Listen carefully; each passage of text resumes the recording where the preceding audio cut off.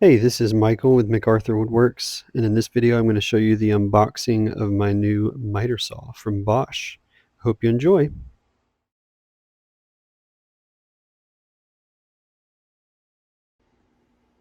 So I'd actually gone a few years in my shop without a miter saw. I'd either used a miter gauge slide deal on my table saw or a crosscut sled. But I had a big commission for a bookshelf that was out of town, and I thought it would be really good to have this on site. And everybody raved about this miter saw. I was really deciding between this one and the Festool Capex, and I just decided on this one because I figured it would be easier to move it around, and it had really good reviews, and it was a third of the price, I believe. So I went ahead and went with the Bosch. So here I'm just unboxing it. I thought it was very well packed. However, if you were paying attention a second ago, there was a very mysterious red piece of plastic that had broken off from somewhere. So I was trying to determine where it came from. So now I've got it fully unpacked other than sitting in the cardboard that it came in, but this is a beautiful saw. I love how it looks.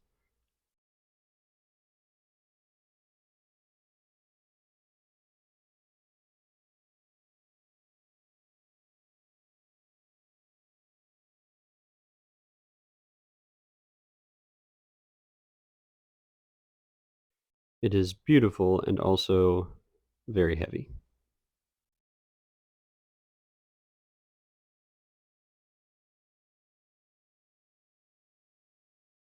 So here I'm just trying to figure out how all the mechanics work, sliding the miter around, obviously trying to do this without looking at the instructions first.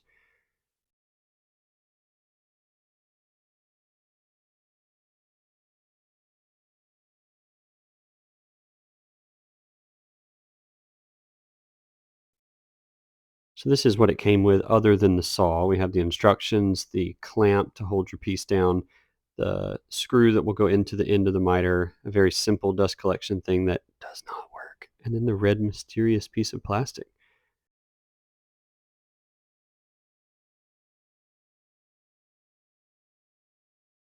So I did attach the factory dust collection, and I really tried to make it work, but these things just don't collect dust very well from the factory, so I ended up getting an attachment from Shop Nation. And this is not any type of sponsorship or anything, but I did buy that, and it works pretty well, much better than it did from the factory, but it's never going to collect all the dust, but it does do a very good job, so I would recommend that.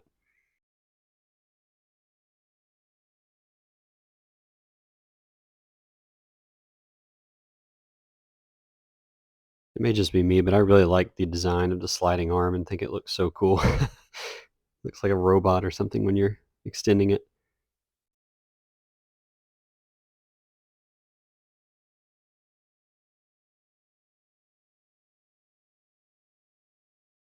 In order to turn the saw left and right like I'm doing here, you need to loosen the handle at the end, and then there's a lever that you pull underneath the handle, and you can move it left to right.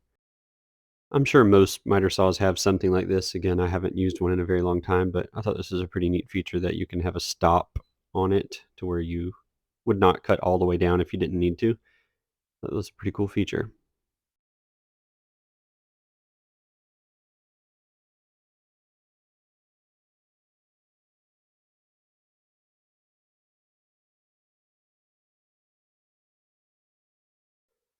So here I'm just seeing how square the saw came from the factory, and as you can see, there's a little bit of a gap down there. So I'm going to try to adjust the blade or the fence to get it to square. Perfect 90 there. Totally forgot to record adjusting it, but it did occur, and it is 90 now.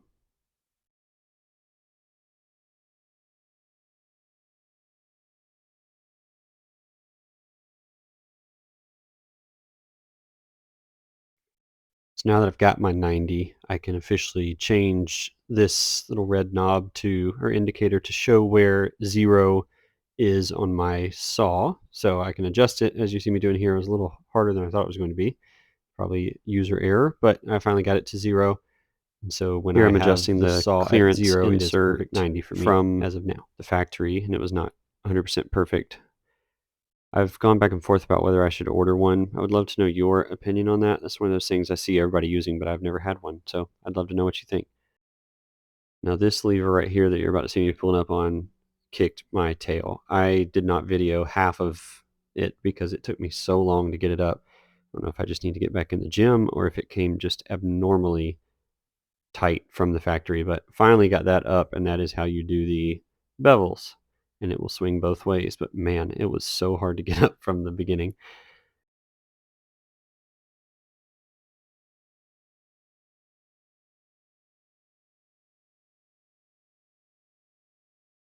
Here you'll see me closing the lever and pulling it back up, just trying to loosen it up some. There was something in the instructions about how it could come tight from the factory, but I can't remember what it said now, but it finally has loosened up now to where it's not nearly as difficult to use, but it was just extraordinarily tight in this video.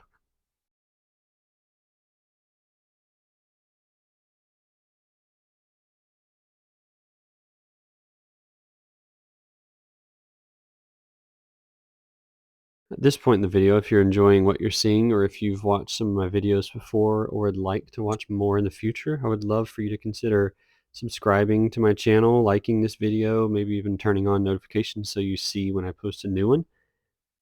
That would be great. Thank you.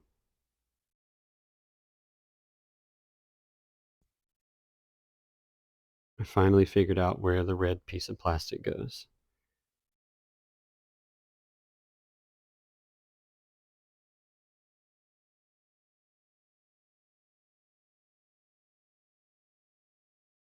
This part of the setup was a little more challenging for me. I'm just trying to get everything squared in, dialed in. You had to use a wrench, but then I had to keep going back to the other side, so it would have been easier with another person there, but just trying to go back to this side, make sure I'm at 45 and coming back around. So it was a little challenging, but we made it work.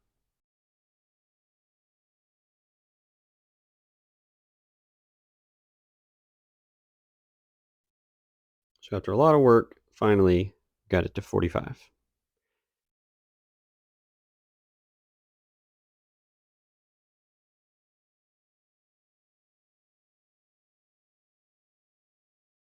This is just double checking that we're still at 90 even after getting it to 45. Setting up where my 45 goes. It's also like a Wes Anderson movie. Everything's just very symmetrical.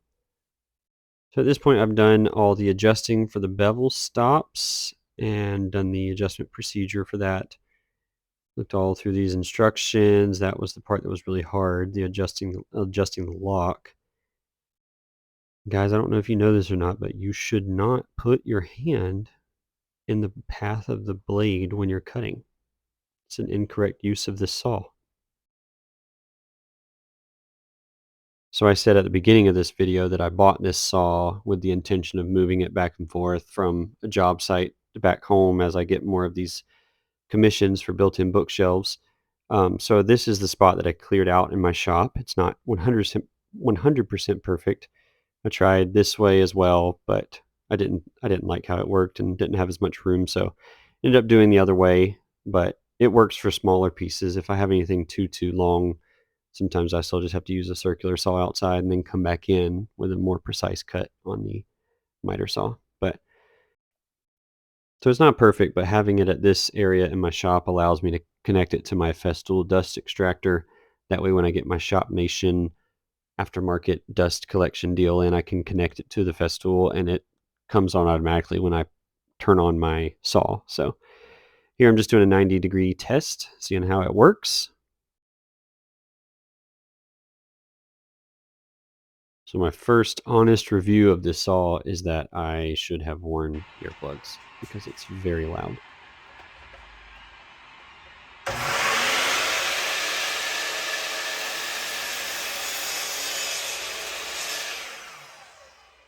I also should have had on my safety glasses. I don't really know what I was doing in that video other than just trying to get a video, but it is 90 degrees, so that's good news. So this is the amount of dust that it made off of that one cut with the factory dust collection. So this is me jamming the Festool dust extractor hose into there to see if this works a little bit better for dust collection before I got my Shop Nation thing.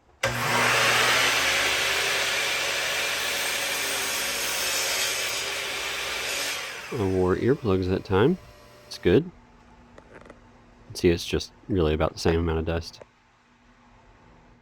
So my overall impressions are I'm very pleased with this saw. I thought it was really easy to put together and to use. And again, this is coming from somebody who hasn't used a miter saw in a few years, so it could be a little recency bias, but I think it's a great saw. It's worked very well for me when I've taken it to job sites, as you can see here, to do built-in bookshelves, and it has worked very well. So I hope you enjoyed this video. Remember to like and subscribe.